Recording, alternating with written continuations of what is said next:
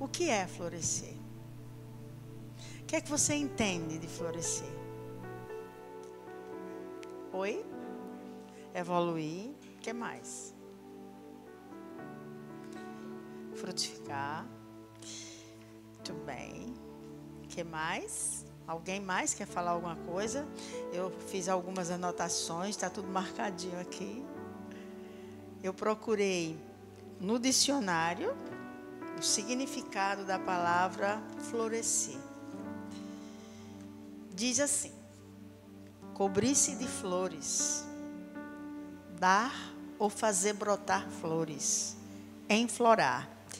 E no sentido figurado, significa o quê? Tornar-se próspero, desenvolver-se, medrar. Medrar é a mesma coisa que aparecer. Desenvolver, já disse, né? Chamar a atenção, brilhar, distinguir. Então, pensando, Joelma, juntamente com o pastor Josa, deixou o texto livre, né? Para que nós escolhêssemos. Apenas deu a sugestão do tema, né? E me veio alguns textos, mais um eu quero destacar com vocês, inclusive eu pesquisei algumas curiosidades sobre o mesmo. Vamos abrir em Salmo 92, de 12 a 14. Vamos ver o que é que diz nesse texto. Eu vou pegar aqui pelo meu celular, porque eu vou comparar versões, certo? Eu não vou apenas ler em uma versão, eu vou ler mais de uma versão. Mas eu quero que vocês descubram.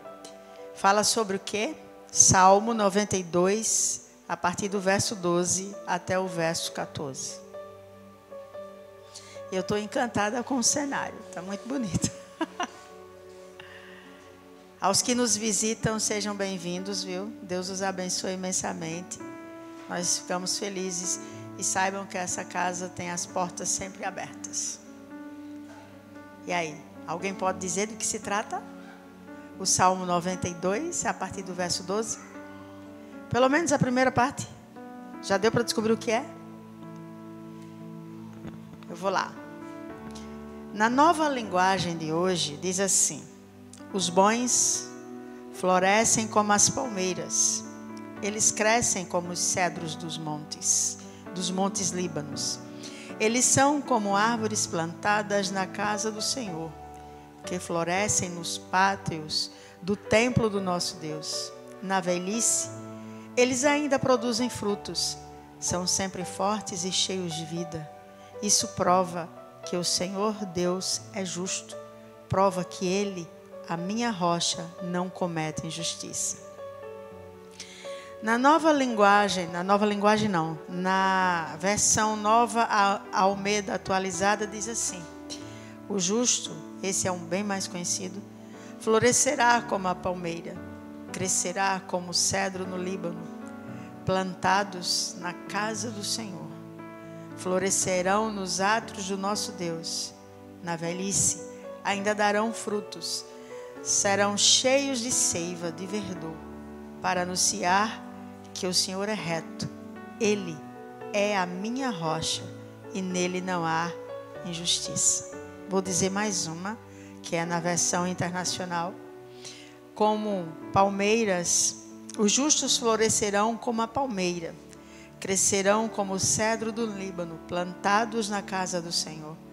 Florescerão nos átrios do nosso Deus, mesmo na velhice, darão fruto, permanecerão viçosos e verdejantes, para proclamar que o Senhor é justo.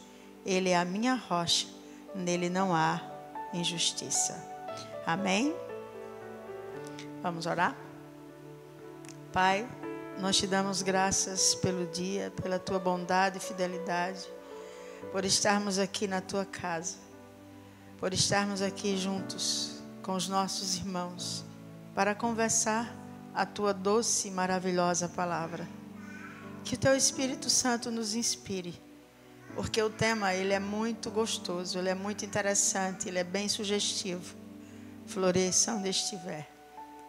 Que o Senhor nos ajude a compartilhar aquilo que estudamos um pouco para trazer aqui na noite de hoje. Que os nossos corações sejam edificados, sejam, Senhor, transformados, incendiados pela Tua palavra. Que o Teu amor invada as nossas mentes e os nossos corações. Traz cativo agora todas as mentes, que nenhum impedimento, nenhuma preocupação, nenhuma agitação, nenhum medo, nenhum pavor venha roubar a semente de vida que nós iremos falar agora. Em nome de Jesus, amém.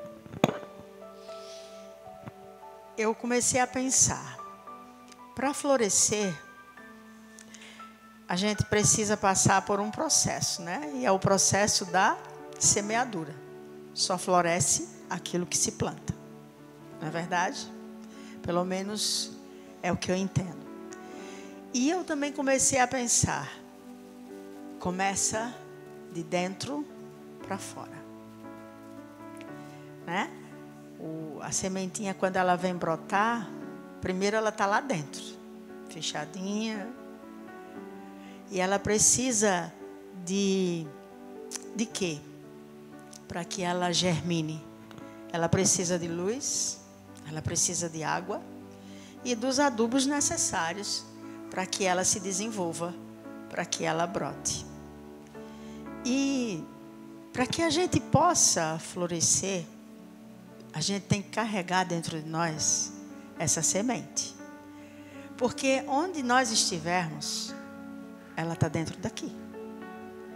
Então, se eu estou aqui, se eu estou ali, se eu estou acolá, se eu estou no meu trabalho, se eu estou na escola, se eu estou na igreja, se eu estou no meio dos meus familiares, se eu estou entre amigos, onde quer que eu esteja, o que é que está plantado dentro de mim? O que é que está exalando de dentro de mim? O que é que a gente pode entender com isso? Então, é um processo.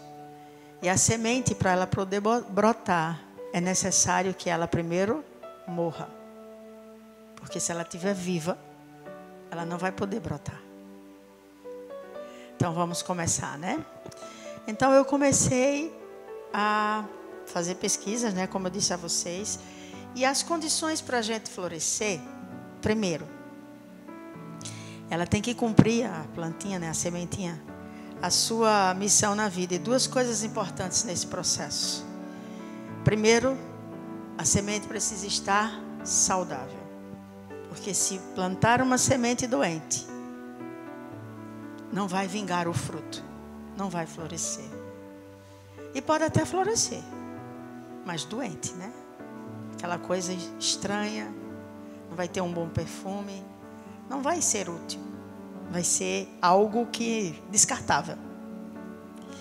E também para que o tempo seja certo.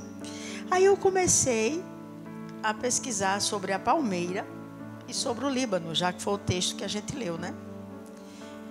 Que os justos florescerão como a palmeira, crescerão como o cedro no Líbano. Mas antes de chegar nessa parte, eu comecei a pensar, como florescer? Mas antes de dizer isso, eu queria pensar com vocês, o que é que nos impede de florescer? O que é que vocês acham que impede de florescer? A gente tanto pode falar no natural, como a gente pode falar aqui no sentido sobrenatural, espiritual, né? Porque nós estamos falando da semente, trazendo para nós que somos naturais, mas também somos seres espirituais, né? Porque o Senhor assim colocou dentro da gente. Então, o que é que a gente pode compreender quanto à questão de, que eu falei agora, de impedimento para esse florescimento? Vamos lá. A parábola do semeador, ela fala em 4 tipos de solos, não é? Fala a semente que cai à beira do caminho, que aí as aves vêm, tomam essa semente, arrebata a semente, ela caiu na terra seca, na terra durinha. Também fala que cai num terreno rochoso, entre as pedras, e aí por não ter espaço para as raízes fincar na terra, elas até crescem, mas elas logo morrem. Fala também entre espinhos, elas ficam sufocadinhas, mas até que chega a terra boa.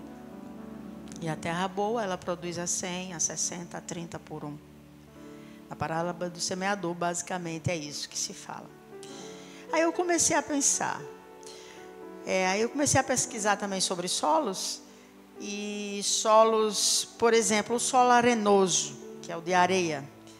Ele é muito vulnerável. E ele é muito ao fenômeno da erosão. E é de baixa fertilidade. Aí eu comecei a pensar, trazendo para a nossa vida diária, correlacionando com nossa vida com Deus. Eu acho que somos os corações assim, mais inseguros, medrosos, vamos dizer assim, cheios de dúvidas, de instabilidade. A gente não tem muita firmeza naquilo que a gente acredita, nas coisas de Deus, né? Que eu estou falando agora, eu estou trazendo, né, para esse contexto. A gente se torna muito vulnerável a qualquer situação, qualquer coisa arrebata essa palavra. Eu até me empolgo, como diz na explicação da parábola, que até a gente se empolga, até a gente se alegra com a palavra, ela faz um bem, a gente fica alegre, satisfeito, ou vou conseguir, vou vencer, vou chegar lá. Mas quando vem as agonias da vida, as aflições, elas vêm e arrebatam, porque eu não tenho o quê? Firmeza, eu não tenho segurança. Aí eu também fui atrás do solo calcário, que é o solo rochoso. Ele é bem conhecido pelas pedras, né? Ele é impróprio para o cultivo. Por quê? Porque as pedras não permitem que as raízes das plantas se desenvolvam.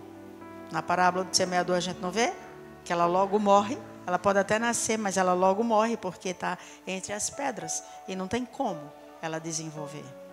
Aí eu comecei a pensar, trazendo para o nosso contexto.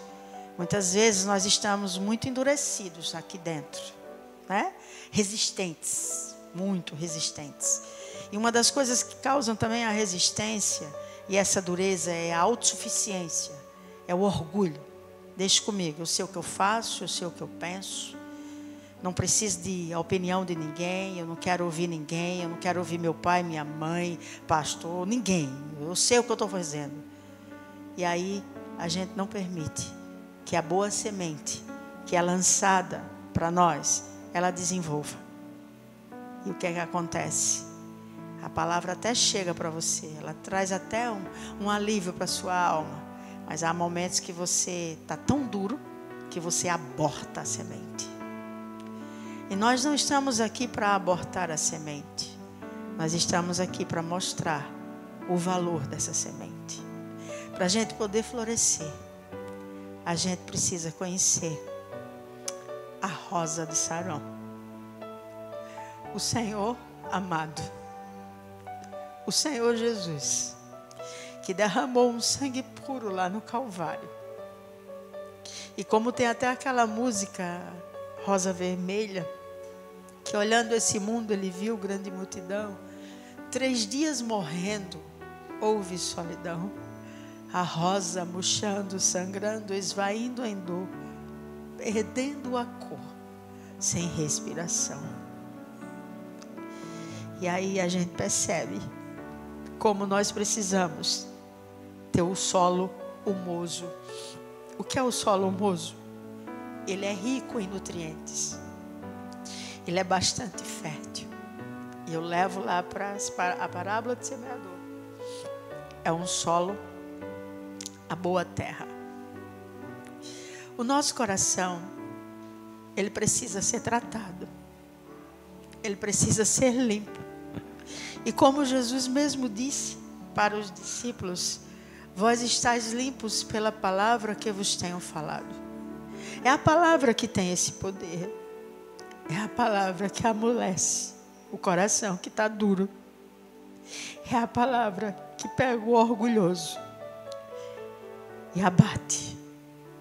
É a palavra que faz com que você e eu possa produzir bons frutos e frutos dignos de arrependimento. Quando a gente dá vez e voz a essa palavra tem um efeito que não tem como não brotar de dentro de você. Não tem como você não florescer. Você só pode e eu florescer se dermos ouvido e se permitir sermos limpos por esta palavra. A palavra, ela é pura, ela é genuína, ela é apta para corrigir, ela é apta para ensinar, ela é apta para exortar, ela é apta para consolar. Ela tem todos esses poderes. E por que muitas vezes, pela dureza do nosso coração, dura cerviz muitas vezes, a gente não ouve a palavra? A gente pode até ouvir, aí se torna como aquele insensato, né? O ouvinte insensato. Ele até escuta a palavra, mas ele não põe em prática. E aí, nem estava pensando nesse texto, mas agora ele veio, que são os 2 fundamentos, quando fala o que ouve a palavra e não pratica, ele é comparado àquele que está edificado sobre a areia. E o que ouve a palavra e pratica é aquele que está edificado sobre a rocha. E a rocha é a palavra, e a rocha é Jesus. Aí vem os ventos, vem as tempestades, vem os vendavais. E a casa que está edificada sobre a areia, ela não aguenta, ela não suporta. Ela vai junto com a água, né, com as enchentes. Mas a que está edificada sobre a palavra, ela permanece firme. Veja que vem para os 2 tipos de situação, né? Vem para todo mundo. As dificuldades vêm para todo mundo. Para quem tem Deus como tudo em sua vida, e para quem tem Deus só como para algum momento que eu precisar dele. Aí, continuando, eu comecei a pesquisar sobre a palmeira e o cedro. Olha só sobre as palmeiras. As palmeiras florescem o ano inteiro, numerosas vezes em abundância. As abelhas encontram nela o alimento e contribuem com a polinização. Depois das flores, os frutos. Sendo cristão palmeira, os frutos são abundantes, todo o tempo, independente da estação. Então, as palmeiras, elas produzem o tempo todo, elas florescem o tempo inteiro, em toda a estação. Agora vamos ver o cedro do Líbano. O cedro é uma árvore que nos seus primeiros anos de vida tem um crescimento subterrâneo maior do que o externo. Por exemplo, enquanto ela está com 5 centímetros de crescimento, ela, interiormente, né, embaixo da areia, ela cresce 1,5 metro de profundidade. Percebe? Que coisa linda. Ela é uma árvore que cresce aos poucos, certo? O cedro. E o cedro, ele pode chegar até 40 metros de altura. Onde é que a gente pode encontrar? É uma árvore majestosa. Ela cresce nas alturas, nas montanhas da Turquia e do Líbano. Sua madeira é considerada nobre. Por quê? Por não se deteriorar facilmente, além de ter uma cor avermelhada e um perfume agradável. Nos tempos bíblicos, os reis encomendavam o cedro para suas construções civis e religiosas. O templo de Salomão e os palácios de Davi foram construídos com cedro do Líbano. Vocês podem encontrar isso em 1 Reis 6:18. Outro detalhe, a palmeira, ela é conhecida por sua larga vida. Florescer é permanecer por cima das circunstâncias.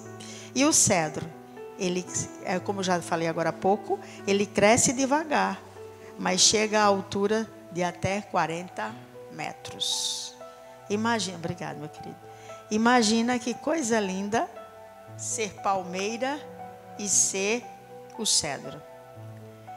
Aí eu comecei também, agora nós vamos começar a entender o que é que significa o justo florescer, porque a palmeira também não quebra, é outra curiosidade. Vamos lá, eu vou logo para isso aqui. Porque a palmeira não quebra?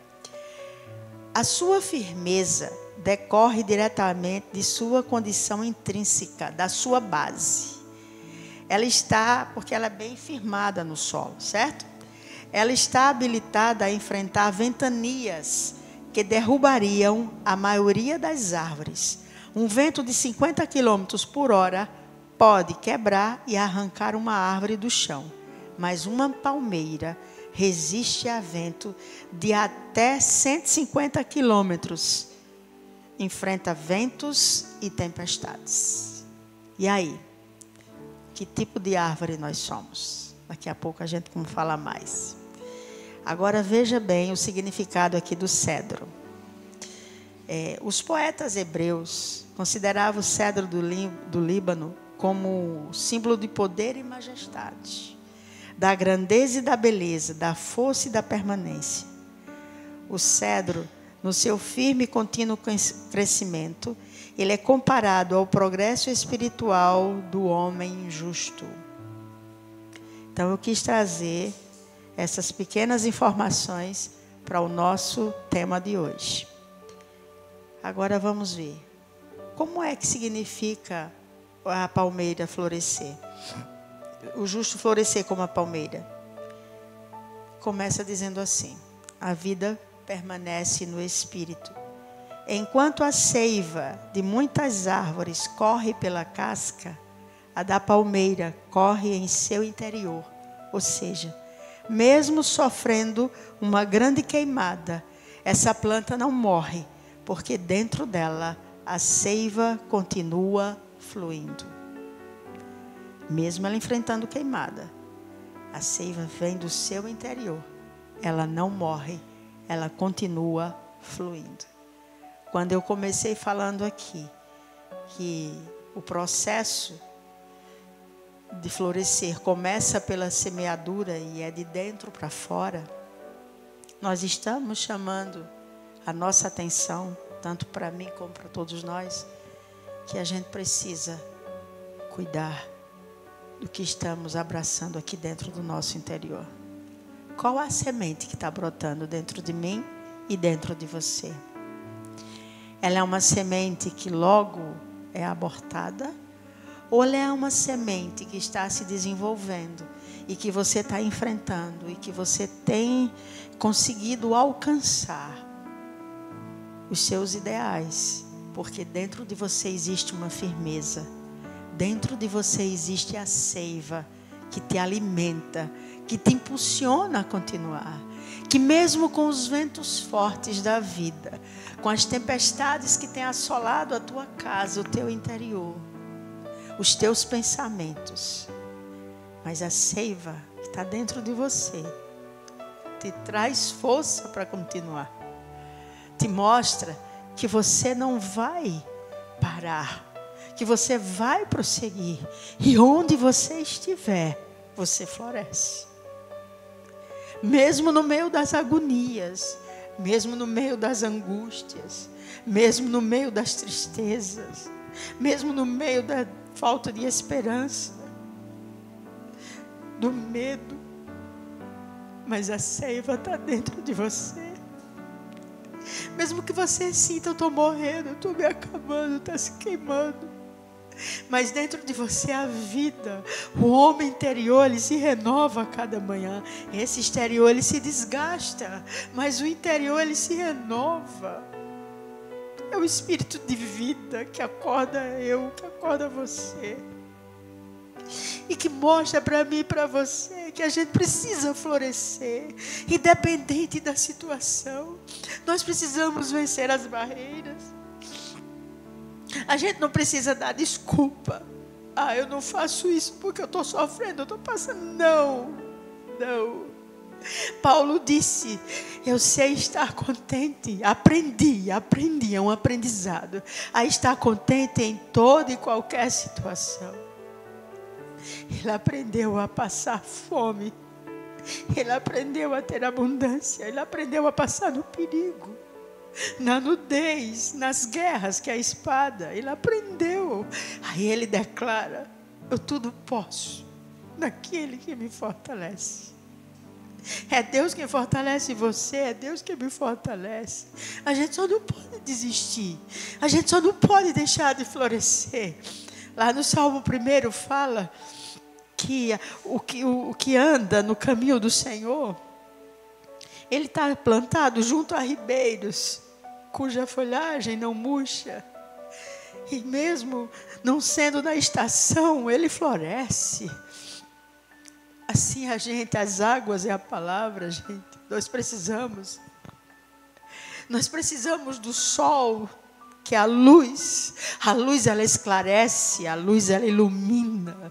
A luz é a palavra, a luz é Jesus. A água é o alimento que nós precisamos tomar todos os dias para hidratar o nosso corpo, hidratar a nossa mente, as nossas células, para vivermos bem. E a água também simboliza a palavra. Então, quando a gente se alimenta dessa palavra, ela tem esse poder de nos limpar, de nos mostrar como realmente estamos. Quando lá no Salmo 23 diz assim: o Senhor é o meu pastor e nada me faltará, deitar-me faz em verdes pastos, leva-me às águas tranquilas, refrigera a minha alma. Se você está cansado, se você está triste, está abatido, vá para essa água. Tem seiva dentro de você. Tem a vida de Deus dentro de você. Você não está sozinho. Embora pareça estar, você não está sozinho. Aí vem o bom perfume. O cedro, ele é conhecido como uma madeira que exala um bom perfume. E pela palavra, nós somos o bom perfume de Cristo. Depende do que está plantado dentro de você. Se está uma erva daninha, em nome de Jesus, arranca essa erva daninha. Não deixa ela crescer, porque ela vai sufocar, ela vai matar aquele que te dá a vida. Mas tudo depende de um posicionamento. Tudo depende de uma decisão, de uma escolha. Escolha a palavra, escolha Jesus. Ele é o caminho que te conduz. Aí você floresce. Em todo e qualquer momento você floresce. Para onde você for, a seiva da vida, do amor, da esperança está dentro de você. E aí, basta você abrir sua boca. O que está dentro de você é revelado. Porque a Bíblia diz, que a boca fala do que está cheio o coração. As pessoas vão entender o que sai de dentro de você. Não é o exterior que diz quem é você. É o que está dentro de você. Às vezes você diz, mas eu não tenho nada para oferecer. Tem, abre a tua boca e fala que você tem. Você tem coisa boa aí dentro. Você tem o espírito de vida aí dentro. Você tem a esperança. Quanta gente sofrendo. Eu trabalho num ambiente que tanta gente sofre. Crianças sofrem, adultos sofrem. Quem não sofre num tempo como o de hoje? E a gente precisa florescer no meio dessa gente. A gente precisa levar a esperança para essa gente. A gente precisa levar o verdadeiro sentido da vida. E eu estou já finalizando. Como a gente floresce? A gente floresce, sabe como? Quando a gente começa a entender que nós precisamos oferecer o que temos de melhor, o de mais belo, ainda que as condições não sejam mais favoráveis. Mas como diz em Provérbios 14:11, a tenda do justo florescerá. Então nós podemos produzir, distinguir, prosperar. Nós podemos ter um bom nome, ter sucesso, felicidade, paz, alegria, vitórias. São como flores que devem crescer no jardim da nossa vida. Foi tudo isso que eu quis trazer para vocês, na simplicidade. Eu não tenho essa oratória para falar, mas o que eu pude trazer para vocês é que vale a pena ter Jesus. É a melhor coisa que eu encontrei na minha vida. Eu tinha entre meus 16 a 17 anos.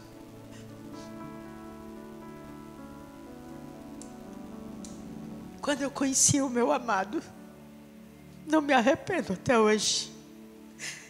Eu, juntamente com meu esposo, ainda éramos amigos, depois namorados e hoje casados. Nós trabalhamos muito na nossa juventude. Nós nos dedicamos muito, intensamente. Não me arrependo. Se fosse para começar tudo de novo, eu começaria tudo de novo. Porque eu descobri que a razão da minha vida, da minha história, só tem um nome e se chama Jesus. Floresça, meu amado. Floresça. Conheça Jesus. Tira de dentro de você. Nas cartas de Paulo nos ensina que a gente tem que despojar de toda ira, de toda cólera, de toda contenda, de toda palavra frívola, de todo pensamento indecente. A gente precisa se despojar.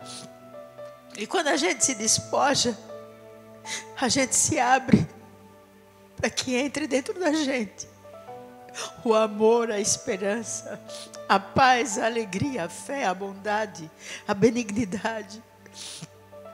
Não queira as obras da carne, mas para ter o fruto do Espírito é necessário nascer de novo. E eu vou concluir dizendo, não estava nada programado. Mas para florescer onde estiver, eu preciso nascer de novo. Eu preciso ter Jesus na minha vida. E por onde eu andar, por onde eu passar, eu vou levar a semente do amor e acudir a quem mais necessita. Às vezes você olha assim, ali não precisa não quer nada com a vida, é quem mais precisa. É quem mais precisa de misericórdia. Quem está na sarjeta do pecado.